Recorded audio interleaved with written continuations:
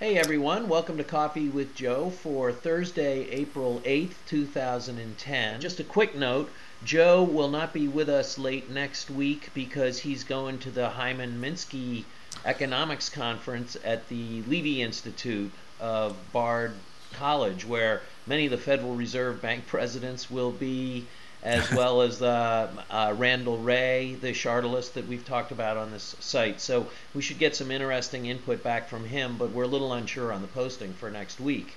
Yeah. We've maintained on this website for quite some time that it's the structure of the debt money system that was set up in 1913 by the Federal Reserve Act and now is adopted worldwide, that the structure of the debt money system implies that it can't go on forever. It's not a sustainable model. And we're getting to the end game of the debt money system right now. The recent financial collapse that supposedly we're coming out of right now, we've really just kicked the can further down the road, barred our way further into the future to buy a little bit more time. And that game seems to be ending.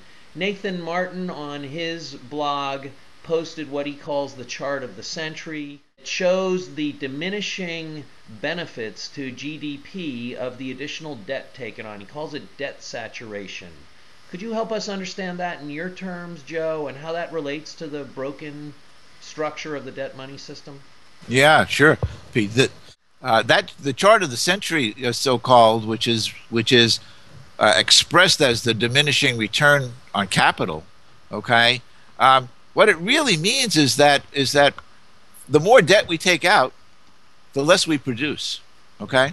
And when you have a debt money system where you rely on people taking out debt in order to have money, then think about that.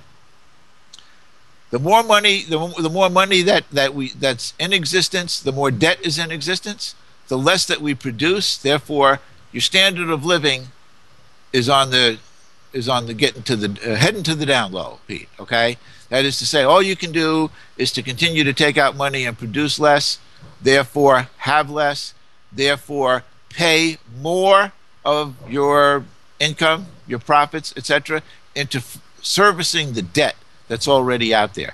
Now that is the end game. That's the signal of the end game. We've referred a couple of times, Pete, to how debt money goes broke and what happens when debt money goes broke. The paper by Stephen LeChance on that subject, and it's illustrative of what is going on right now. And Nathan was one of the first to post that connection, and to his credit, because he's right on top of everything that's going on with debt money. His earlier posts on both the, I think he calls it the impossible mathematics of debt money or something like that. That's a good post. And he's got one on velocity zero. Okay. And between the three of those, anybody that looks at the three of those and cannot see that what is needed is not policy, Pete. Okay. It's not fiscal policy as according to the chartalists, and it's not monetary policy as according to Simon Johnson and the monetary people. It's structural, it's systemic, it's systematic. We need to do something about the monetary system in order to correct that downslide, the slide into that.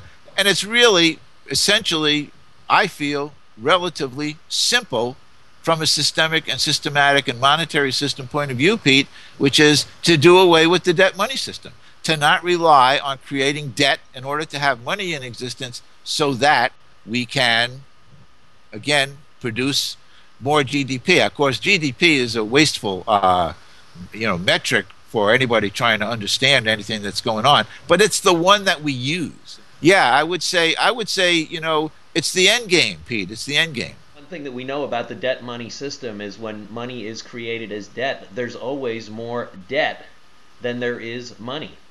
You can't pay off all the debt with the amount of money that's in existence. Right. Just to underline the fundamental dysfunction of that model. Right. Now, Joe, also in the news, Alan Greenspan has been testifying down in Congress about the financial crisis. The standard frame that we're getting right now is that we dodged a bullet, the financial crisis, and the economy is back on the mend. What kinds of are they talking about changes down there to the financial system that are going to prevent this kind of thing from happening again? You know, Pete, if there were three people in Congress that understood the monetary system, we would probably be on the way to solving the money system problem. Um, but one of the things that has happened historically, the transformation of the money power superior to the political power, the power of voting, is that, in asserting its independence, and it goes back a long ways, Pete. Okay, the Treasury versus the Fed, relationship.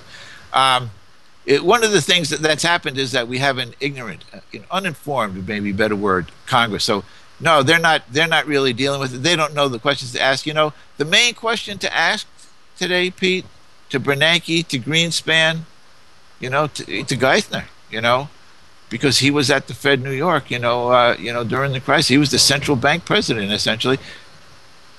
I have here a chart called the chart of the century that's been on the internet, showing that the more debt money that we create, the less well off we are. And since we create all of our money as debt money, what are we going to do about this? What do you propose we should do about this so that we in the Congress can take the right measures so that you guys can put the right policies in place? And that's the question that won't get asked, Pete. But it's the most important question right now, because showing how the debt money system is going broke, it is broke, it's broken.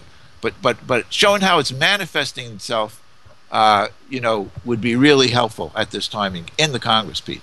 Very quickly, Joe, Greece. There's more headlines about Greece. Greece is getting close to the edge. How high can the interest rates go as Greece tries to refinance its debts before they say no, we can't do that and default? I'm hoping that Greece is going to lead, the way out of first the European Monetary Union, and then if Greece is on its own, creating its own money, taking a look at doing it in a debt-free manner.